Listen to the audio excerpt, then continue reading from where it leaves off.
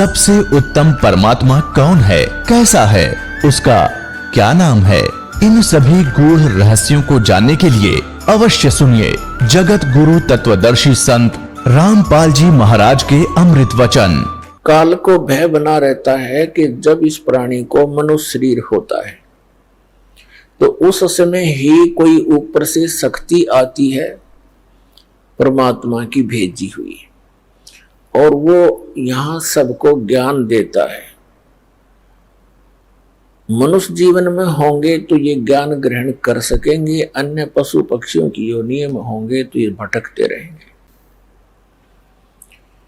फिर मानव शरीर प्राप्त प्राणियों को ये इतना भ्रमित करवा देता है कि जब वो समय आता है उस परमात्मा के यहाँ प्रकट होने का, या अपना कोई दास भेजता है अपना रिप्रेजेंटेटिव बना के, उस समय तक ये काल प्रत्येक मानव को अज्ञान से आंट देता है और बकवादों से भर देता है, बुराइयों के इतने आदी बना देता है कि जिस समय परमात्मा का ये समय आता है, मोक्ष टाइम जिसे कहते हैं, मोक्ष समय, तो उस समय तक ये ऐसा कंडम कर देता है इस मानव को, प्राणी को। या तो ये भक्ति चाहता नहीं, अन्य बकवादों में लगा रहता है, राजनीति में बड़ी पोस्ट प्राप्त करने के लिए स्टडी में, और फिर सारा जीवन जोड़ के एक कोठी और करके 10-20 लाख रुपए बैंक में आप मर जाता है। आप गधा बना फिरता है और बैंक के बैलेंस ने पता नहीं कौन वर्तता है। तो ये चाहता है कि कोई भी प्राणी उस समय भक्ति योग्य ना रहे।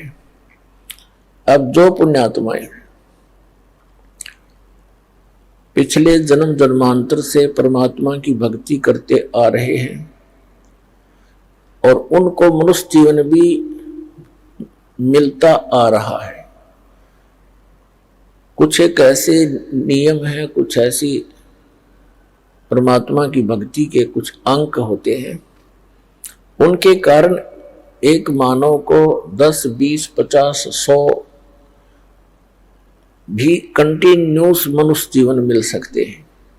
और उन मानव शरीर के अंदर यदि परम संत मिले नहीं तो कोई आंट नहीं सकते। पृथ्वी रोज सूर्य उदय हो रहा है, अस्त हो रहा है, और उदय हो रहा है, अस्त हो रहा है, अरबों वर्ष बीत के चलता रहेगा, फिर ठा होगा इसका।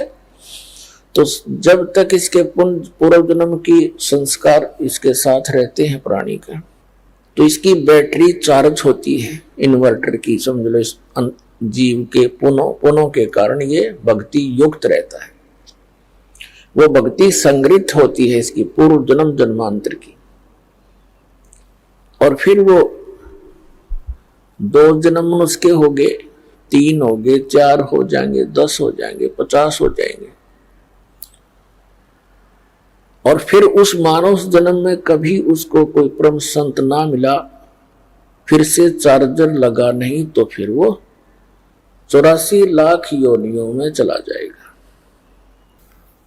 तो वो पुण्यात्माएं जो मानव शरीर से तुरंत आए हैं, वो स्त्री है या पुरुष है, मेल है या फीमेल है,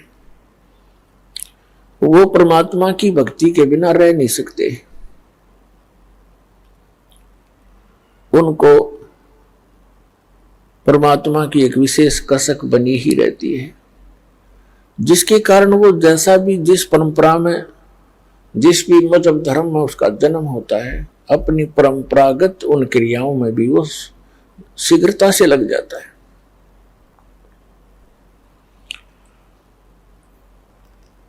तो काल भगवान ने परमात्मा से कहा था, जब परमेश्वर प्रथम बार इस काल के लोक में आए थे,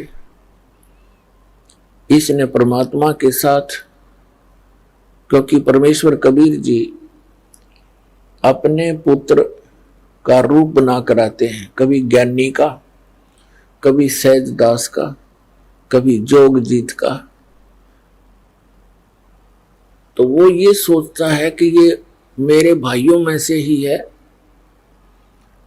क्योंकि ये भी काल भी परमात्मा का ही पुत्र है। हम सभी उसी के बच्चे हैं, चाहे कोई चींटी है, हाथी है, शेर है, बगेरा है, गवेरा है, राजा है, रंक है, किसी भी मजहब धर्म में जन्मा है।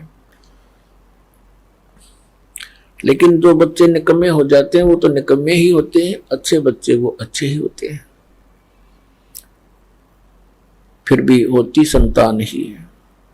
तो इस काल ने परमात्मा को अपना बड़ा भाई जानकर उसके साथ विरोध किया कि तू यहां कैसे आ गया जोगजीत। उसको ये भी डर रहता है कि हो सकता है कोई परमात्मा का संदेश लेकर आया हो, कोई आदेश हो। कहा तो आदेश है परमपिता का, पहले मुझे वो सुना और फिर तुझे तेरी पिटाई करूंगा मैं, क्योंकि मैंने तेरे से वहां प्रार्थना की थी कि मुझे इस लोक सतलोक से निकाल मत। तूने मेरी एक नहीं सुनी थी,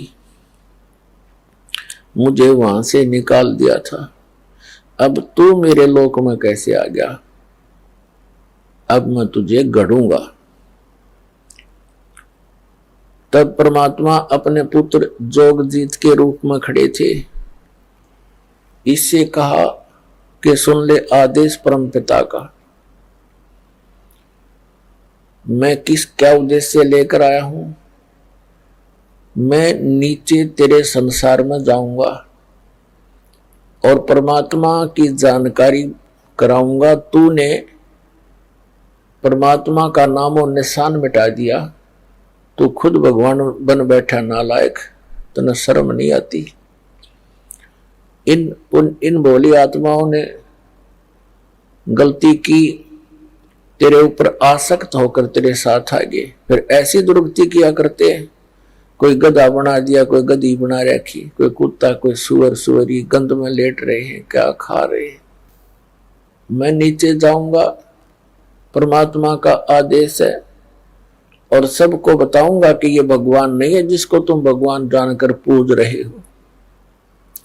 ये काल है, ये तुम्हें खाता है, तेरी पोल पाड़ का आऊंगा। तब इसने सोचा ये तो मेरा नाश करने आ गया, मेरी खेती उजाड़ेगा। तो इस काल ने परमात्मा को जोगजीत समझ के उसके ऊपर ऐसे झपट्टे जैसे अभी मार डालेंगे। परमात्मा ने अपनी प्यारी आत्मा धर्मदास जी को यह ज्ञान देते हुए कहा कि धर्मदास जी, जिस समय उस काल ने मेरे ऊपर अटैक किया, आक्रमण किया, मैंने सतनाम का सिमरण कर दिया। पुण्यात्माओं, वो परमात्मा हमें भी सतर्क करना चाहते हैं कि जो प्यारी आत्मा परमात्मा की शरण में आ गए और उनके ऊपर कोई किसी प्रकार की कोई आपत्ति आती है, चाहे कोई दैविक है, चाहे कोई जंतर मंत्र किसी का है, चाहे कोई गाल भी घाल देता है, और आपने उपदेश प्राप्त है तो उस समय अपना श्वास का सिमरण शुरू कर दे। जिसको प्रथम मंत्र प्राप्त है तो प्रथम मंत्र का ही जाप शुरू कर दे, किसी और की आशा नहीं करे कि वो मेरी रक्षा करे। परमात्मा ने बताया कि धर्मदास, मैंने सतनाम का सिमरण कर दिया और काल ऐसे कंडम हो गया, ऐसा झटका लगा इसको जैसे पक्षी की पंख कट जाती है। पंख उनके कटने के बाद वो जमीन पर पड़ा पड़ा तड़प रहा होता है, वो ऐसा ही हो जाता है। ऐसी दशा होगी इस ज्योति निरंजन काल की। ये चापलूस है।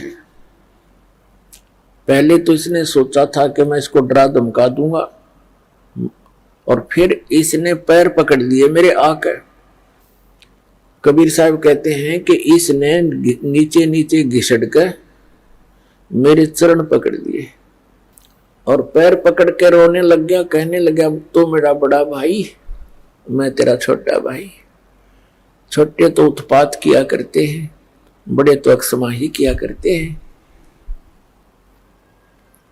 मैं तो आपको पिता के समान मानता हूं और आप तो उनके ही भेजे हुए आए हो, आप तो उन्हीं की शक्ति हो, मुझे अक्षमा कर दो।